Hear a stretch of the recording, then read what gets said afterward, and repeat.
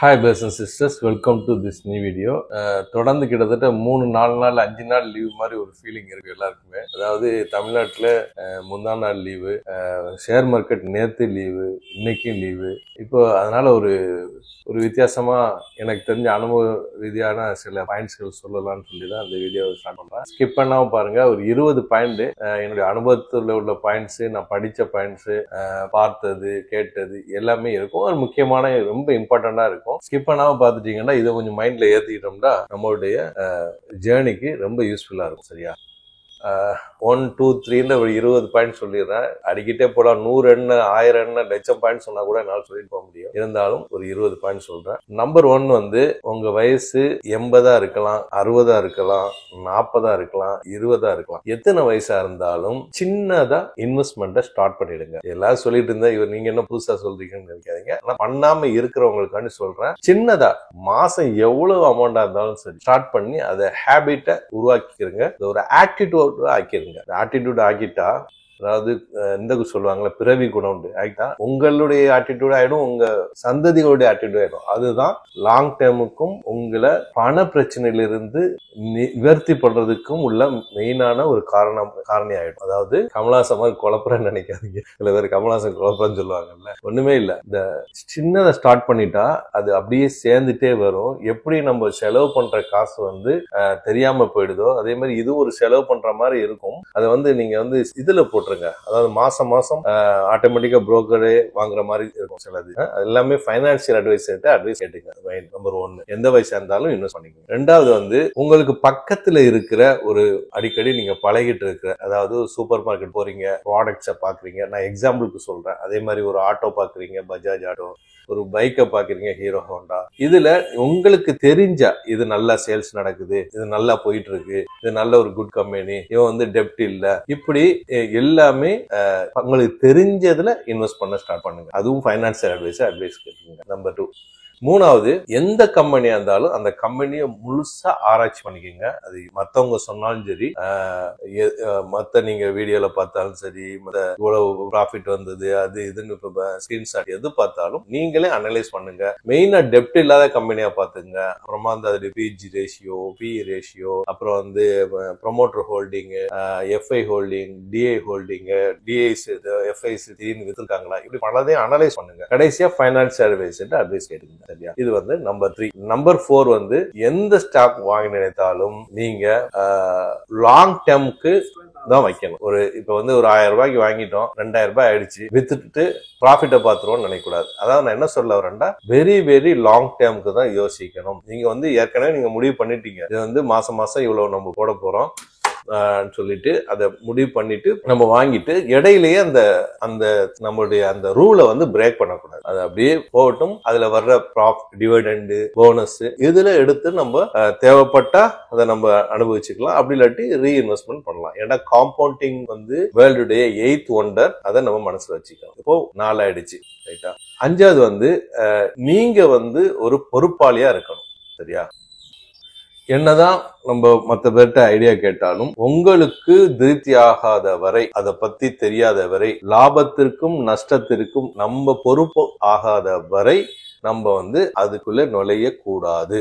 ஏன்னு சொன்னால் அந்த பொறுப்பு வந்தா மட்டும்தான் நம்ம அதிக கவனம் செலுத்துவோம் எந்த விஷயத்திலையும். சரியா? அகைன் பைனான்சியல் அட்வைஸ் கேட்கும். சரியா? அடுத்தது வந்து டெய்லி எதையாவது ஒண்ணு கத்துக்கிட்டே இருக்கணும்.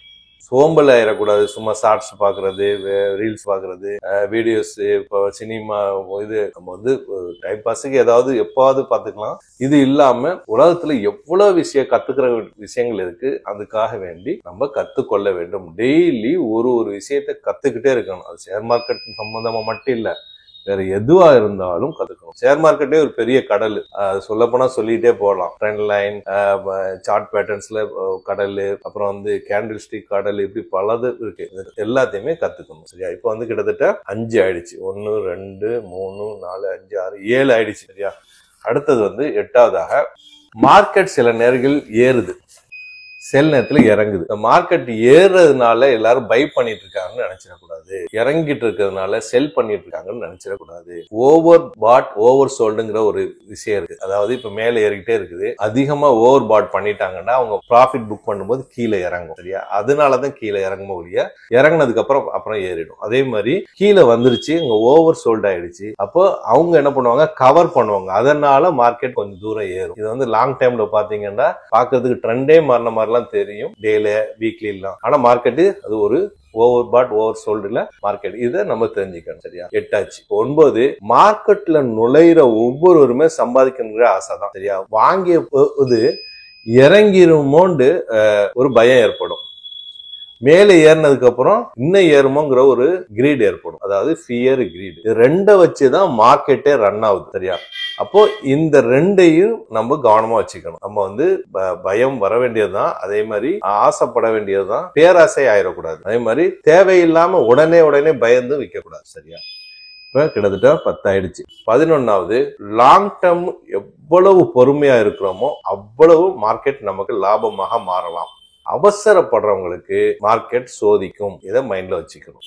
கிட்டத்தட்ட 12 ஆயிடுச்சு. அப்புறம் back test and paper trade வந்து ஒரு படம் இருக்குன்னா ட்ரெய்லர் போடுவாங்கல்ல. சில ட்ரெய்லர்லாம் நம்ம பார்ப்போம். பார்க்கும்போது ட்ரெய்லருக்கும் படத்துக்கும் சம்பந்தமே இருக்காது. ஒரு இங்கிலீஷ் படமா வச்சுக்கோங்க. இப்ப வந்து டைனோசர் படங்கள்லாம் வருது இல்ல, ஜுராசிக் வேர்ல்டு வந்தது, ரீபர்த்.